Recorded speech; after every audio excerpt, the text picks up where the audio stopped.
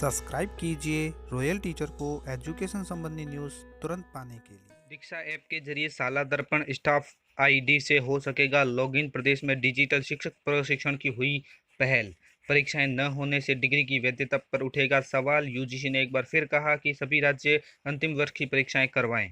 समय पर निश्चित वेतन और ड्यूटी का समय भी होगा तय।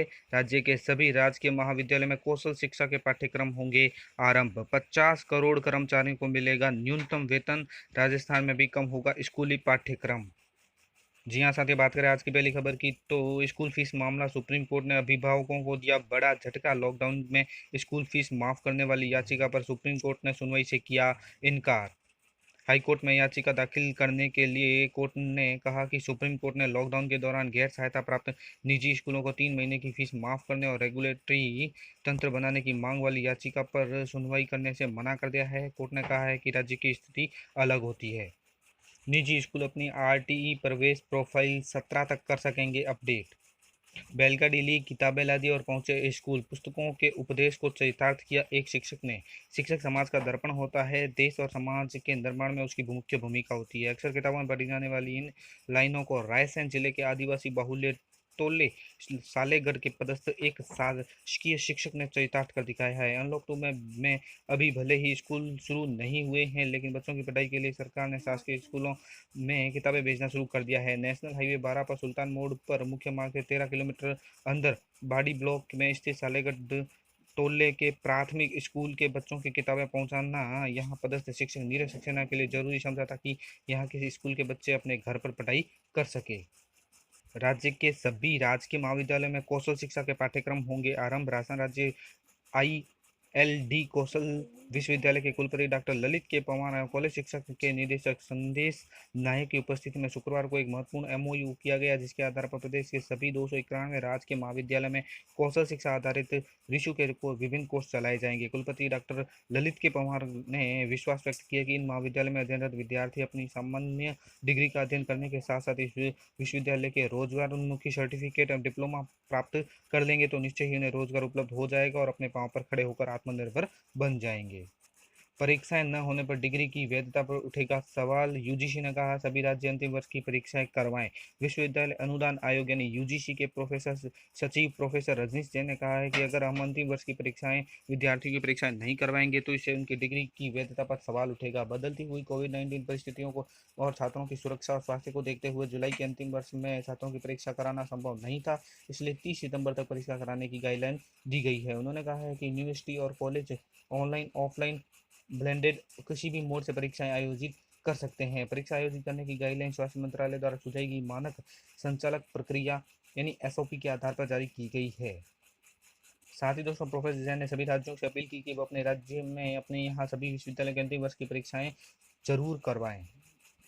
राजस्थान में भी कम होगा स्कूली पाठ्यक्रम। सरकार ने दिए एसआईईआरटी को निर्देश, जल्द ही लिया जाएगा फैसला। केंद्रीय माध्यमिक शिक्षा बोर्ड सीबीएसई द्वारा कोरोना वायरस संक्रमण महामारी के मद्देनजर अपने पाठ्यक्रम में कमी किए जाने के बाद राजस्थान सरकार ने भी स्कूलों में कार्य दिवसों के आधार पर बच्चों के लिए पाठ्यक्रम कम करने का फैसला किया है। सरकार ने राजस्थान माध्यमिक शिक्षा बोर्ड और राजस्थान राज्य शैक्षणिक अनुसंधान प्रशिक्षण परिषद एसआईईआरटी को इस बारे में निर्देश दिए हैं। इसमें कहा गया है कि वो पाठ्यक्रम कम करने के लिए समिति बनाई जाए। शिक्षा मंत्री गोविंद सिंह डोटासरा ने कहा है कि कोरोना महामारी की वजह से स्कूलों में कार्य दिवसों में कमी हुई, इसलिए शिक्षा और शिक्षार्थी के हित में सिलेबस में कटौती लेने का फैसला लेने हेतु माध्यमिक शिक्षा निदेशालय बीकानेर ने माध्यमिक शिक्षा बोर्ड अजमेर और एसआईआईटी उदयपुर को इस संबंध में निर्देशित किया है। डोटासरा के अनुसार इस बारे में बहुत जल्दी अंतिम निर्णय लिया जाएगा। शिक्षा मंत्री के अनुसार स्कूल शिक्षा निदेशालय हर साल कार्य दिवसों की सूची जारी करता है, लेकिन इस अकादमिक वर्ष में के लिए यह भी जारी नहीं की गई है। डोटासरा के अनुसार राजस्थान बोर्ड से 9वीं व 12वीं तथा एसआईआरटी से पहली से 8वीं के पाठ्यक्रम में समीक्षा करने को कहा गया है। वे समिति बनाकर इसकी समीक्षा करेंगे। स्कूली शिक्षा विभाग के अनुसार पिछले साल जुलाई से मार्च तक 207 कार्य दिवस थे, जिसमें जुलाई के 27 कार्य दिवस भी शामिल थे। अगर जुलाई के बाद भी बंद रहे तो कार्य दिवसों की संख्या और कम होगी। 50 करोड़ कर्मचारियों को मिलेगा न्यूनतम वेतन। 50 करोड़ कर्मचारियों को डी को बड़ी राहत देने में मोदी सरकार का तय होगा न्यूनतम वेतन।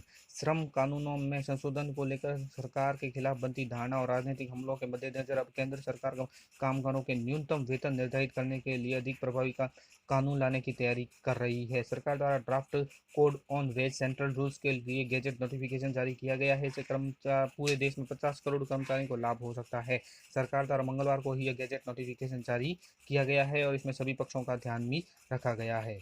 बात करें अपनी अगली खबर की, तो रिक्शा ऐप के जरिए साला दर्पण स्टाफ आईडी से हो सकेगा लॉगिन। प्रदेश में डिजिटल प्रशिक्षण की हुई पहल। प्रदेश में शिक्षक प्रशिक्षण की अभिनव शुरुआत की गई है। इसके तहत शिक्षकों की क्षमता संवर्धन के लिए दीक्षा ऐप द्वारा डिजिटल शिक्षक प्रशिक्षण प्रदान करने की पहल की गई है। शिक्षा राज्य मंत्री गोविंद सिंह डोटासरा ने बताया कि शिक्षा विभाग में कोरोना के इस संकट दौर में शिक्षकों के प्रशिक्षण में किसी तरह का प्रावधान नहीं हो, इसे ध्यान में रखते हुए अपनाए गए नवाचारों के अंतर्गत यह पहल की गई है। उन्होंने बताया है कि इसके तहत कक्षा 1 से 8 तक के शिक्षकों के लिए दीक्षा ऐप के अंतर्गत विभिन्न मॉड्यूल उपलब्ध करवाए गए हैं। शिक्षक इन मॉड्यूल को शुक्रवार से ही प्ले स्टोर पर जाकर दीक्षा ऐप डाउनलोड कर सकेंगे। इसके लिए शिक्षकों को साला दर्पण स्टाफ लॉगिन आईडी के माध्यम से लॉगिन करना होगा। उन्होंने बताया कि प्रोजेक्ट स्माइल व्हाट्सएप ग्रुप पर इससे संबंधित और अधिक जानकारी प्राप्त की जा सकती है। डोटासरा ने राज्य के शिक्षकों से आह्वान किया है कि वे शिक्षक प्रशिक्षण के इस डिजिटल नवाचार में अधिकाधिक भाग ले। शिक्षक कहीं पर भी इसके तहत प्रशिक्षण प्राप्त कर सकते हैं। उन्होंने कहा कि राज्य सरकार की यह मंशा है कि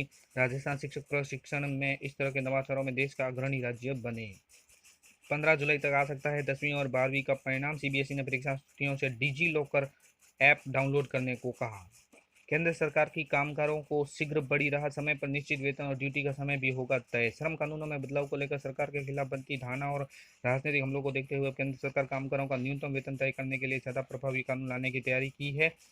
नियोक्ता को हर कर्मचारी को देनी होगी सैलरी स्लिप। साथ ही परिवार के आधार पर तय होगा न्यूनतम वेतन। प्रारूप के मुताबिक न्यूनतम वेतन तय करने में परिवार के आधार बनाया जाएगा। ऐसा माना गया है कि एक स्टैंडर्ड वर्किंग क्लास परिवार में कर्मचारी के अलावा उसकी पत्नी, उसके 2 बच्चे हो तो उनके भोजन, कपड़े, कमरे का किराया, खाना, कपड़े का खर्च, ईंधन का खर्च, बिजली खर्च, और अन्य खर्चों के अलावा बड़ों की पढ़ाई, चिकित्सा जरूरतों और सीमित का भी ध्यान रखा जाएगा।